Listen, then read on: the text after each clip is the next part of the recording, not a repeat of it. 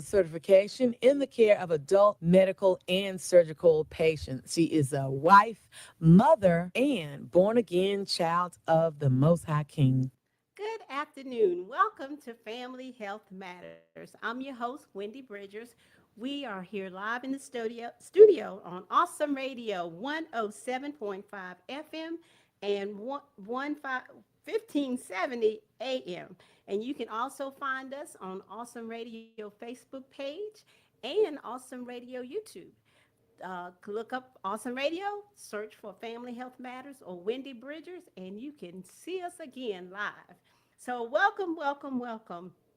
We are so glad to be here on today, and we're so excited that we have our guest again with us in the studio. Kiara Robbins is with us and brings a wealth of knowledge. And she's got so much to talk about today. And this is February's Heart Health Month. And we're going to be talking about, she's our expert in exercise. And so she's going to be telling us a little bit about what she's been up to these last couple of months. And also, we're going to get a dive into talking about cardiovascular and the effects of exercise Yes, and the absolutely. benefits of exercise with our physical health. So, welcome, Kiara. Welcome to Thank Family Health you. Matters. Well, I'm glad to be back and thank you for taking the time, to talk with me. And I'm happy to be here to answer any questions, to talk to everybody about exercise and heart health. This is my passion. I love what I do here. So I'm definitely excited to talk about it. Well, great, and we know that you have a lot to share because tell us a little bit about your expertise. I So, know personally you're a personal trainer because I yes. I have had some really good results, and we're going to get back in the gym one more time with you very soon. So what else you Yes, got so going a on? little bit about my background. So, I am a exercise physiologist. So, I have my American College of Sports Medicine clinical exercise physiology certification. I also have a master's in exercise physiology, working currently on my doctorate in exercise science. Yay! So, very excited about that. Fingers crossed, everything is going as planned. So, I have a certification when it comes to personal training, group exercise. I work with chronic clinical patients as well as healthy adults and children. So I think I have a pretty wide, vast knowledge when it comes to exercise. I agree 100%. I agree. So we are excited to have you here. And again, thank you for joining us. So let's talk about the benefits of exercise, and then we'll dive a little bit more into the cardiovascular part. Yes, absolutely. So, right off the top of my head, I always let everybody know that when it comes to exercising, just doing something is better than nothing. Hmm. Currently, we live in a society where a lot of our time is spent sitting or doing more sedentary behaviors. And so, the more we can move, the better. Our bodies are made to move, and our body enjoys whenever we move. As I like to tell everyone that I work with, um, exercise is a form of medicine, and it's the only medicine that actually has a direct effect on your body. So, how many things can you think of where if you start to move, you have a direct effect on your glucose or your blood pressure or just your mood? So, exercising and physical activity is truly important. Yes, yes, yes. So a little bit is better than none at all. Yes, anything is better than nothing. That's the go-to. Of course, the recommendation is to move 150 minutes or more of moderate to vigorous physical activity, and that's just cardio related. Not discussing anything when it comes to resistance training or flexibility or mobility, things like that. The goal is just to get as much moderate to vigorous intensity as you can throughout the week. And 150 minutes is the bare minimum we want to do. So 30 minutes a day. Maybe we're doing two classes twice a week, and then maybe doing a 30-minute walk, whatever we can do to get that activity time in just to meet our recommendations. So does the 30-minute walk or the exercise session, does it have to be consecutive? Is that when you get your best results when you're doing it 30 minutes, or can you Well, do like 15 and 15? it depends on what your time allows. So ideally, I recommend 30 minutes straight if you can. Hmm. But if time is a little bit more of a crunch, you could do 10 minutes of a more vigorous intensity exercise. And what I mean by that is we're getting our heart rate up, or we're doing a higher intense type of exercise. So instead of doing a moderate walk, which is something in a light walk where we're able to have a light conversation, we might want to do more of a higher intense, maybe a run or a jog to get the heart rate up to get the same benefits as if you were doing 30 minutes straight. Oh, okay, okay. So now suppose I can't run Hmm. and I can do a nice little walk. That's all right. So then I should be doing at least 30 minutes of that. Yeah, so if you could do a nice walk at a good intensity, so if you're able to have a light conversation with me, that would be ideal.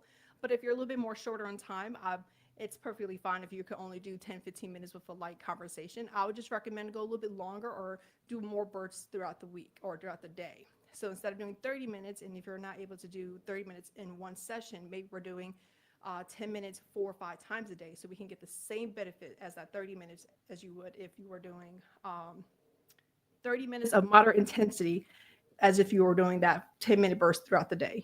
Okay. So now what does that do for my cardiovascular system, or what does that do for my health? Well, aerobic exercises, which is where we're talking more about, it helps out with our cardiorespiratory fitness levels. So our ability for our heart to pump our blood throughout our body and our body's ability to effectively transition oxygen to carbon dioxide a little bit more efficiently. So the better our heart health is, Hmm. the ideal, we have a higher cardiorespiratory fitness level, meaning I can do the same amount of work without having to work my heart as hard, if that makes sense Yeah, there. yeah, that makes sense. Okay. So the idea is that the more exercise I do, more used to my heart will get to doing the exercise. Hmm. So it won't work as hard. Yes. So kind of like like a little bit of a dose response, right? The more we are exercising, the more our body will adapt that this is a normal response that we want to do. So it will not have to work as hard. So we have a better strength. Our heart becomes stronger because that's a muscle as well. And that's what we have to do cardiorespiratory exercises versus just regular resistance training, which is more for skeletal muscles. So doing cardio exercises are going to be doing slightly different than doing just resistant exercises. Both are great and we want to do all of it. Um, Okay. so we don't Okay. want to do one over the other. We want to do all of it. Okay. But you remember, cardio, that's hard. So we want Okay, to right. definitely improve our cardiorespiratory fitness by doing cardio exercises. So that means we're walking. If that means we're getting into the pool, we're doing pool aerobics, or we're doing pool walking, or if we're doing a Zumba class, or if we're doing, line dancing, whatever it is that's going to get the heart rate up. And the most important thing is we're doing things that are fun and that we enjoy. Okay. So that's focused on my heart. That's Yes. focused on my heart. So with focusing that on my heart, then that means that that would improve my blood pressure. Yes, it will have a direct effect. Okay. Cardio has a direct effect. So I have done plenty of times where I've worked with somebody and I check their blood pressure and their blood pressure is slightly elevated. We'll do a cardio exercise or cardio program, and then after they rest, I check their blood pressure, after that segment, there has been a decrease in their blood pressure. So you can see a direct decrease, and that effect can happen for about up to 2 days. So imagine what happens if we do that on a consistent basis. Okay. So the fear of now I sort of I know this, but the fear of exercising, say if I do have high blood pressure Hmm. and maybe I'm overweight, okay, and I have a fear that if I strain or be strenuous Hmm. exercises, that it's going to cause me to have a heart attack or something. Is that true or no? So now, before you ever start any exercise program, of course, you always want to make sure you talk with your physician and you get cleared. Right. And once you have clearance, you want to work with somebody who has a little bit of history when it comes to working with somebody with hypertension or who has worked with somebody with overweight and obesity, things like that, just to make sure that you're feeling comfortable. And ideally, we will do a cardiorespiratory fitness test to see where your current levels are. So if Mm-hmm. that means I'm doing a 6-minute walk test or we're doing like a mile test, it kind of ranges based off of what your needs are. But that's why you come to an exercise professional, because we make sure you're doing it safely. Okay. So, That- and the most important thing too, I always want to emphasize is always take your medication. Mhm. There's a reason why you're on the medication. That's perfectly fine. Take your medication, and we'll make sure that you're actually responding properly to exercise while you're on this medication too. That's just as important. now I'm going to do this again. Now that is exactly right, and I love the point that you made at the beginning. You said about making sure you check with your primary care provider before you start any type of exercise. Yes. Now, then you talked about the coming to the professional. Now, suppose I cannot come. How would you recommend that I would start a personal or a goal for myself. Well, if you once again you have that conversation with your Right. doctor will say it's okay for you to exercise or just to get moving. And the first thing to always do is walking. That's one of the things that we Okay. can always do. If you are walking, you need something a little bit more higher intense, maybe even YouTubing videos. We have had been very lucky during the pandemic. It's very weird to say that, but we've been open opportunities to so many videos. So there are live Zumba videos that you can follow. There are live step videos you can do, or just simple little small 30-minute bursts of just getting up in between your day. So anything is always better than nothing. That's the key part. So the Okay. small goal, a lot of times, the first goal that I'd set for everybody is just getting started. We Mm. can talk about everything else later. As much as I can love, I can. The science is there. I can break it down to the T on how incline you need to be on the treadmill, how fast you need to go, recommendations for calorie. We could do all that math, but it doesn't work unless you Yeah. come or you're committed to it. So Yeah. the first Yeah. goal is just getting started. Right. Yeah. Yeah. That's the first goal. I love that everybody, especially getting into the new year, we all have that passion of I want to get ready, I'm going to get started. But let's start with smaller goals. Let's start off with, you know what, my goal is to do the 150 minutes a week, and start with that. And that's not as bad as it seems when I tell you it's only 30 minutes a day. Right. We do a lot of stuff for 30 minutes. We're scrolling on our phones, or we're watching TV during commercial breaks. Get up, walk around the house, just increase a little bit of activity as much as you can. That's your first goal. Once we get through that, okay, maybe the second goal is I'm gonna try to start walking outside. Let me do a mile outside, or let me try to hit my 10,000 steps. Let's start with small goals, and then once you get past those smaller goals and you're ready to kind of expand, definitely reach out to an exercise professional, and they can help you. To do those detailed things to Yes. see. Okay. And then consistency. Yes, consistency is key. And I think that's my problem is my consistency. Well, you see me in the gym, I'm just sort of something. So is that true that you get better results? Well, I guess it probably is true that with consistency, that if you set up, you made your goal, and you're going to do that 30 minutes, and you're going to be consistent, Yes. then you'll see results. See, I love the word consistent that you're using. What I wanted to change is from a consistent to a lifestyle. Right? Oh, If okay, it's a part okay. of our, if it's consistency, then that's a little different. But if I make it part of my lifestyle, then it's something that I need to do and I want to do. So I want it to be that same type of passion that you feel like, well, I could tell I didn't go for my walk today. Right. So your body will start to give you those signs that, you know what, I really need to be physically active, or I want to go do something like that. So make it a part of your lifestyle. When we make it part of your lifestyle, it's not even a second question that oh man, I haven't been to the gym for a week, or I haven't done my exercises in a week. It's a matter of I need to get back as soon as I can because my body is missing it and I'm feeling it on my body. My emotions are being affected. I'm noticing I'm getting a little bit more tired. I'm not sleeping as well. I need to get myself back into the gym. And it's a part of our life. Yeah, yeah, and I like that lifestyle. I like that because when you think about it, that is true. If it's your lifestyle, Yes. that means that's part of you. And I know I've heard people say that when I don't go, I feel different. Yes. I don't go, I feel like I'm missing something. And, it's been my desire, when I don't go to church, I'm like, gosh, I really do miss Yes. church. And my goal is I want to feel that way about exercise. And Yes. sometimes it's just like, but I do see and hear people that I have a sister that has been religiously going to the gym every Monday, Wednesday, and Friday. And when she doesn't go, it's just like, how do you get to the gym? How do you get to the gym? Yes. And so I guess that has become more part of her lifestyle. Yes, it becomes part of your life, and that's what we want. Uh-huh. Like I said, our bodies are made to move, and when we're not meeting our recommendation, we start to feel the side effects of it.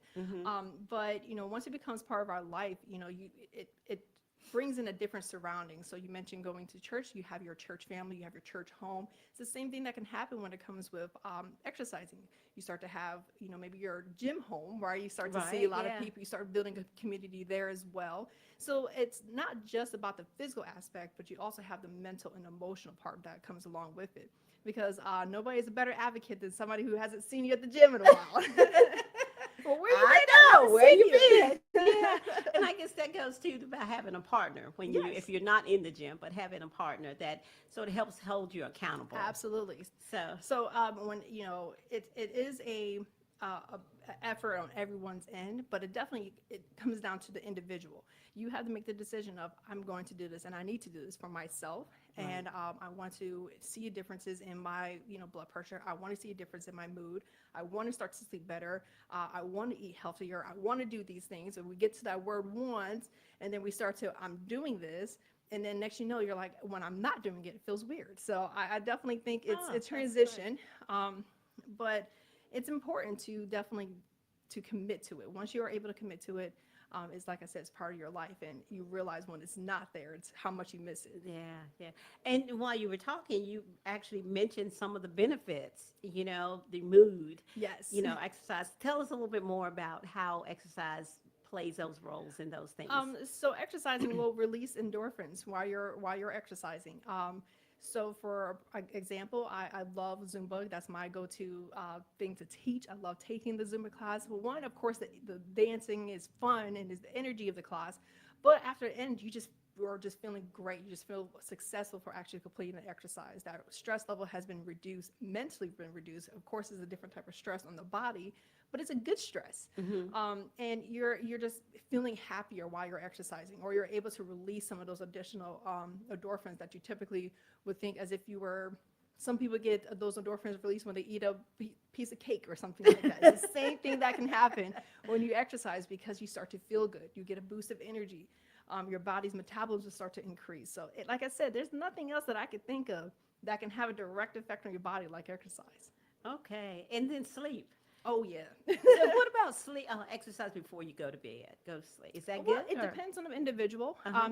Everybody is different. For example, some people are early birds and they can get up and exercise first thing in the morning. That's not me. You have some people just based off of their lifestyle, um, they're not able to fit their exercise until later in the evening times. But I mean, it really depends on the individual. Okay. I wish there was a prime time for me to tell you that this is the time that you need to go work out, but it really depends on each person. For me, it just happens to be the middle of the day. That's just how my schedule aligns. For somebody who works a 7 to 7, it might not be until after they get off of work Right. or before they go to work. So it really just depends on the individual. So it does not keep you awake. So just It can for a little bit because those endorphins and that energy is the metabolism is up. But mhm. as long as you also have a planned a wind down routine, like I like to call it, Okay. that can help. So, for example, if you're doing aerobic or resistance training, maybe you're getting home and then you have a light dinner or whichever dinner, and then you're going through a wind down routine to help your body get prepared to go to sleep. And then it can help you get better rest. I've seen the direct effects of that myself. I'm like, oh, I slept great last night. Yeah, okay, because that affects you. The amount of sleep affects your whole It does. body, It does. and even cardiovascular, your blood pressure, your Hmm. mood. So all of that has a big effect on Well, that. so thinking about it, you were able to get your heart rate up elevated and now starting to recover. Your blood pressure starts to go down. You might be able to go to sleep quicker and faster. Hmm. So, and then you might be in a deeper sleep just because you already exercise. So your body's at a relaxed state now because it's trying to recover from the workout that you just did. But it really just depends on the individual. Everybody's body is different, and it really depends on what your lifestyle requires. And it's possible. It is possible. I think a lot of times we all say I don't have enough time in the day. Yeah. I promise you, you do. Yeah, You just yeah. got to make Just it. make the You time. got You to have to make make the it. time. Absolutely. Now, the benefits, and we talked a little bit. We talked about cardiovascular, but I know a lot of people talk about diabetes, and Hmm. I know what we say heart health, but this is your whole body as well. Yes. So, what affects those? How does exercise affect diabetes? So exercise does have an effect on your glucose level. So same Okay. thing, where you are exercising, your body's going to use those additional sugars that is kind of hanging out in your body and your bloodstream for the exercise, and you will see a decrease in your glucose levels. But just as important as you will see a decrease in your glucose levels, it's important to make sure you take your medications and you're telling your exercise professional what medications you're on Mm-hmm. because it will affect the way you respond to exercise. And another important thing when it comes to those who are diabetic that exercise, it is important to make sure you eat prior to exercising. Oh, okay. A Okay. lot of times people try to avoid eating before exercising. I do not recommend it, especially Okay. if you're diabetic. You do not want to go into exercising without having your body having any fuel to work out. Okay. Especially if you're doing anything longer than 45 minutes, you need to make sure your body's prepared to do the workout itself. Okay, so that's regardless whether you have diabetic or Yeah, anybody. I always recommend it to Okay. anyone. So what do you recommend? Just a quick of Yeah. whatever, So protein or. I always recommend sugars. Oh, Surprising okay, enough. okay, So when I okay. say sugars, I'm referring Not a to more candy bar. not candy bar. That does not count. I'm referring more to our simple sugars, right? Okay. So let's talk about like our fruits, our Uh-huh. apples, some raisins, something that's going to give your body a little boost of energy.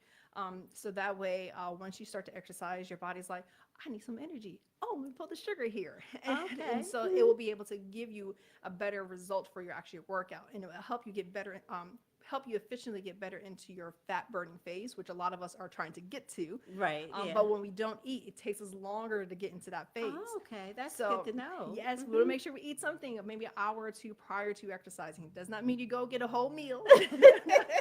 Especially if you wake up early and you're an early bird, you have to be at work at 7 a.m. So you're maybe at the gym at 5:30. Something slight is always better than nothing. And then Okay. after a post recovery, like maybe a protein shake, and of course, the most important thing is water, water, water. Water. Yeah. Water. Water is really important. Okay. So how much water? It depends on once again on your body. Okay. Your body weight also has an impact on there, but I always recommend half of your body weight in milliliters. Okay. Now, if I'm just like now half my body weight in liters, now what does that mean?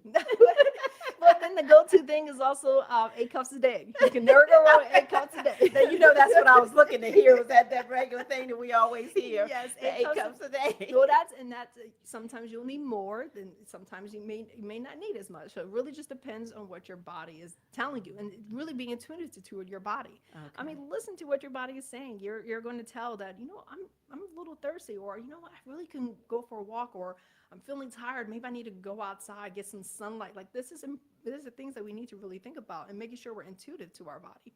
When we don't pay attention to it, and it starts to kind of turn the other way and against us. So we got to make sure we're listening to it and giving it everything that it needs. And one of the things it needs is just getting moving, getting outside, getting fresh air, make sure we're eating healthy, and making it part of our lifestyle. Yeah, our lifestyle. Now let's talk a little bit about resistance. Just about not so much resistance training, but resistance exercise. So just to kind of get a little bit more of a understanding, so just in case someone doesn't know what the word resistance means, that's Okay. more of our strength training. Okay.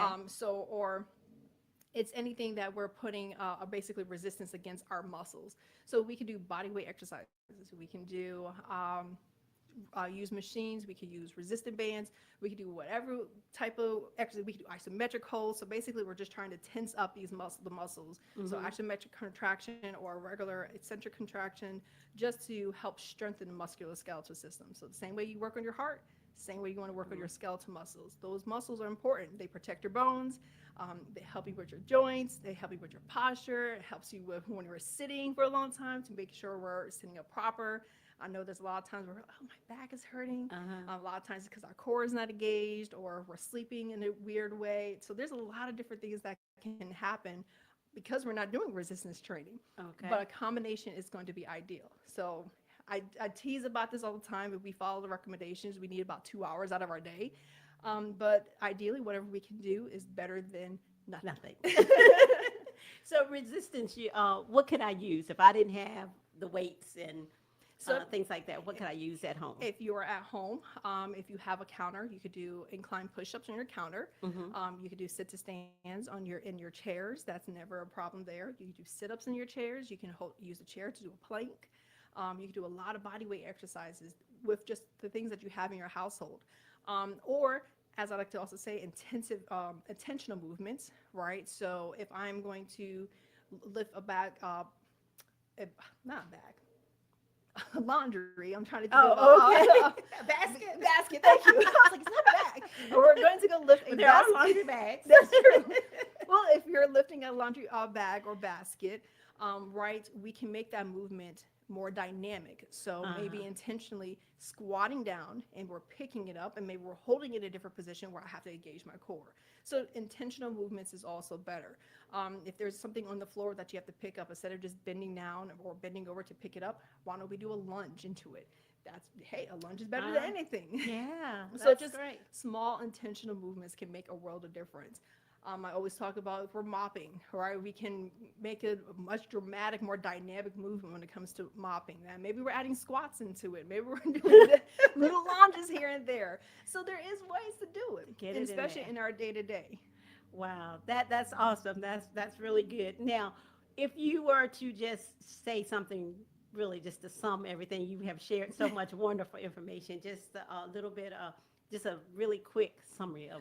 Well, there is physical activity and exercise are slightly different. I do want to put that. Physical Okay. activity is our day to day movement, but we exercise so that way we can do our day to day movements. All right. Okay, that Thank you. was. That was really good. Thank you, Kiara, so much for being here with us. And again, I'm your host, Wendy Bridgers. We are here on Awesome Radio 107.5 every Thursday from 3 to 3:30. And we ask that you join us. Again, thank you for being here. And we look forward to everybody joining us next week on Family Health Matters. Have a great day and have a great afternoon and exercise intentionally. Yes.